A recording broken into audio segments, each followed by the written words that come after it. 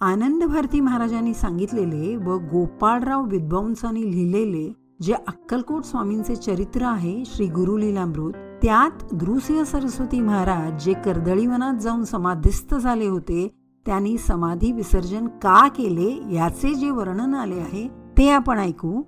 बराच काळ सद्गुरू समाधिस्थ होते तेव्हा त्या पिरियडमध्ये भारतात यवनांचे म्हणजे मोगलांचे बळ खूप वाढले व त्यामुळे लोकांची स्वधर्मावरची श्रद्धा खूप कमी झाली, आयदर भीती किंवा लाचारीपोटी.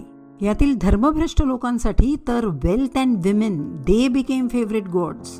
देवावरची भक्ती तर कमी झालीच होती, पण रिलिजियस हिपोक्रसी फ्लरिश्ड. टिळे माळा सोंगा ढोंगाना ऊत आला होता, बुवाबाजी बोकाळली होती, अनेक पंथ मतप्रवाह निर्माण झाले होते. हा सगळा धर्माचा बाजार पाहून कित्येक कन्फ्युज्ड लोक पूर्ण नास्तिक झाले.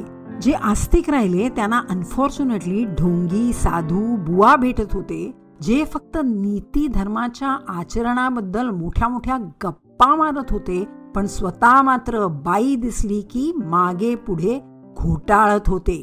असा हा प्रलय काळ जवळ आला आहे हे सद्गुरूंना इंट्युटिव्हली जेव्हा कळले तेव्हा त्यांनी लगेच समाधी विसर्जन केले, कर्दळीवन सोडले व लोकोद्धारासाठी नॉर्थच्या दिशेने ते मार्गस्थ झाले.